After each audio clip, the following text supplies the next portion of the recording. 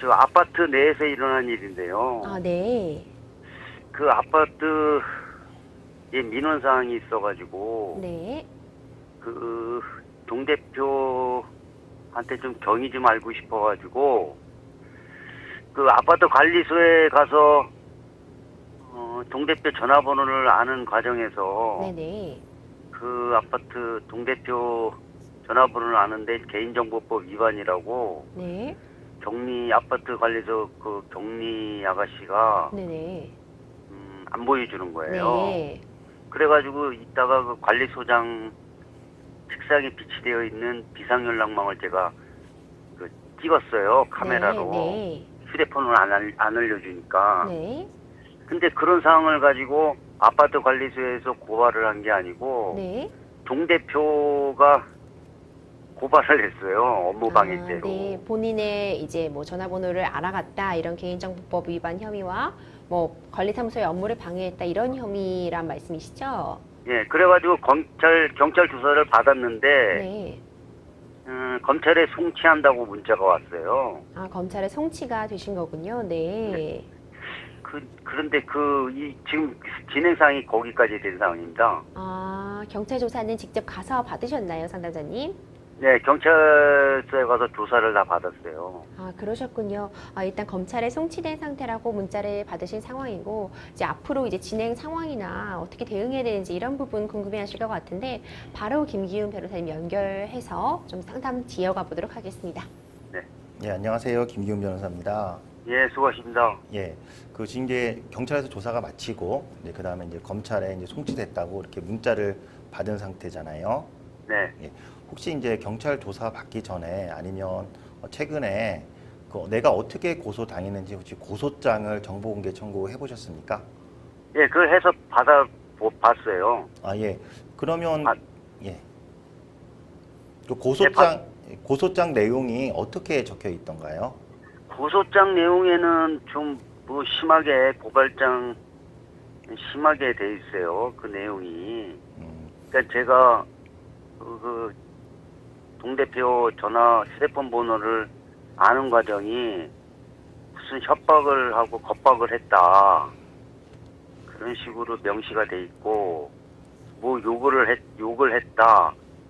뭐 그런 식으로 돼 있고, 뭐 그래서 업무방해다. 그리고 그 관리소 내 CCTV가 있는데, 그 CCTV에 찍힌 영상을 제출을 했더라고요. 그러면은 이제 그 전화번호를 그 비상영란망을 책상에 있는 거를 사진 촬영하면서 협박을 했고 겁박을 했고 그다음에 욕을 했으니까 이게 협박이라고 해서 업무 방해죄로 이렇게 고소가 됐었나요? 네네. 그러면은 지금 이제 상담하시는 분께서는 나는 그런 협박이나 이 겁박이나 그다음에 욕설한 사실이 없다고 이렇게 다투셨나요? 어떻게 예. 경찰에서 진술하셨나요? 진술은 거기 CCTV에 찍혀 있는 것도 무슨 겁박을 하거나 제가 폭언을 했거나 이런 내용은 없어요, 사실은. 예. 근데 진술을 거기 격리 아가씨가 참고인으로 진술을 받았다고 그러더라고요. 아, 예. 근데 거기서 뭐 그 참고인 진술은 어떻게 했는지 모르지만 어떤 고발장 내용에는 그런 식으로 돼 있다 보니까 제가 참고인 진술은 어떻게 진술이 됐는지는 내용은 모르겠고요. 예. 그리고 그 검찰에 받고 나와서 저도 다 진술을 했는데도 불구하고 검찰에 송치를 시키더라고요. 예. 그러면은 그 CCTV가 목소리가 녹음되는 CCTV인가요? 아니면 목소리 없이 그냥 화면만 녹화되는 CCTV인가요? 화면만 녹화되는 CCTV입니다. 아, 그러면 그 어떠한 말을 했다는 거가 이제 협박이나 겁박이나 욕설을 했다는 거는 목소리로서 전달되는 거잖아요. 네네. 예. 그러면은 그때 당시에 촬영할 당시에 누군가 같이 간 사람이 있습니까? 거기 관리소에는 격리 아가씨하고 저밖에 없었으니까. 아, 그럼 단 둘이 있었던 거예요? 네네. 그러면 협박을 당했는지는 겁박을 했는지 욕설했는지는 단둘이 있었기 때문에 네. 동 대표는 알지 못하잖아요. 그렇죠. 동대표는 알지도 못하는데 고발장에는 이제 그렇게 적시를 했습니다. 아, 그러면은 혹시 격리가 그런 내용을 동 대표한테 전달했다고 혹시 들어본 적은 있어요? 그거는 같은 어떻게 보면 같은 편이잖아요. 한통속이고 되다 보니까. 예, 왜냐면 동회장이고 아파트 관리소에 일하는 경리아가씨니까. 예. 그래서 아마 그런 식으로 진술을 한 것 같아요. 아, 예. 그러면 혹시 핸드폰으로 이렇게 사진 촬영한 거는, 전화번호 촬영한 거는 경찰에서 그 사진 촬영한 거 맞냐라고 해서 사진을 요구하거나 핸드폰을 보여달라고 요구한 적은 있어요?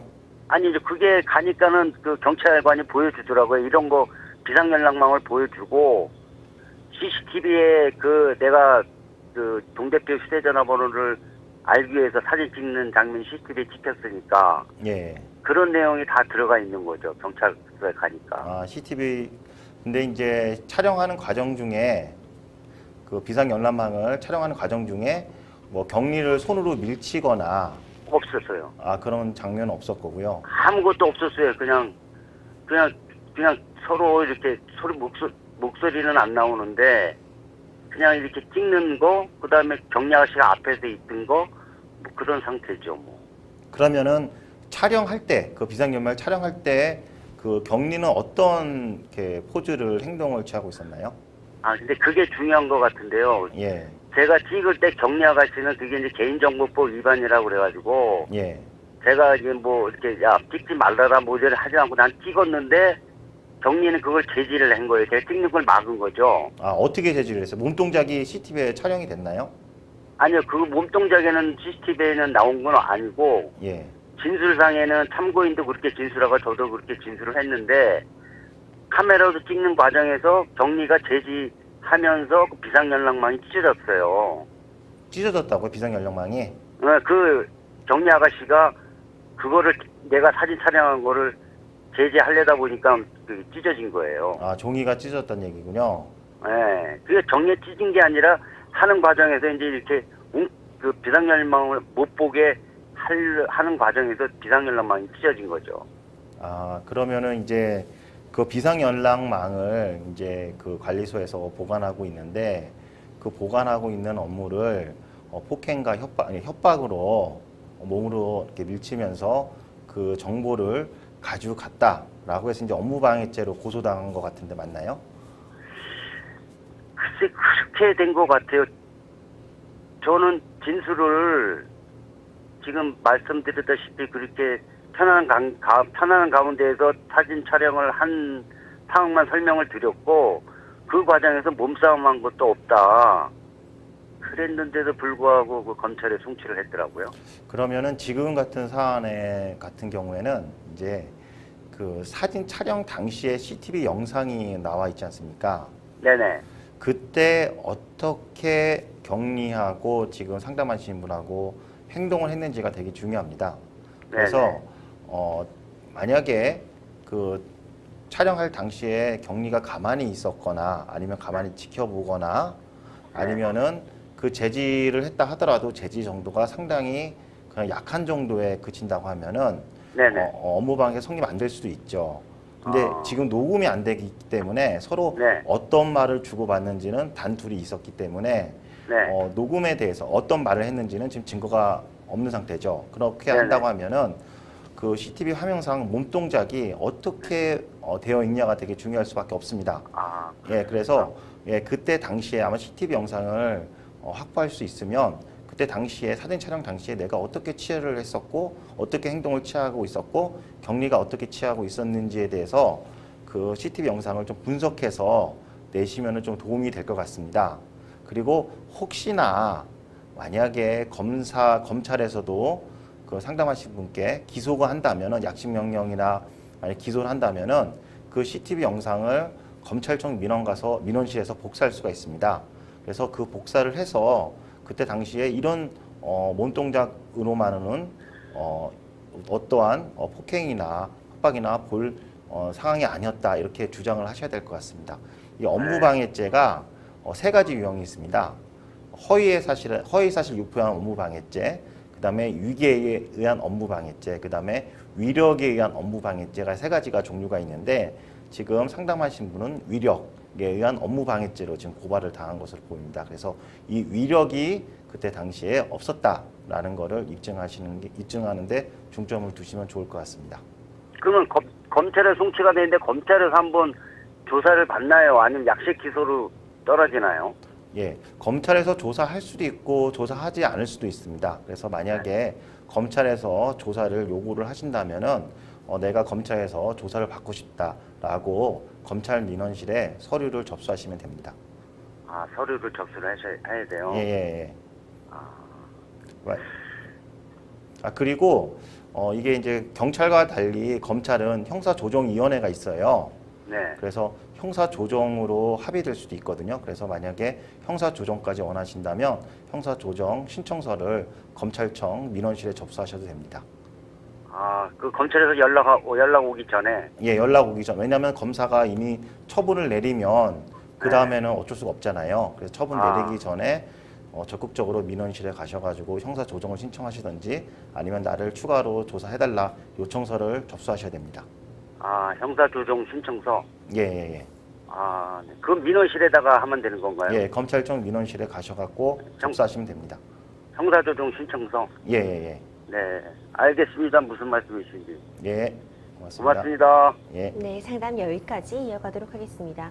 변호사님 말씀해주신 것처럼 상담자님 아무래도 위력에 의한 업무방해 협의 받고 계신 것 같은데 예. 검찰에 송치가 됐으니 변호사님 조언 좀 참고해가면서 대응을 하실 필요가 있을 것 같아요. 마지막으로 이제 상담자님께 조언 한 말씀 해주시죠.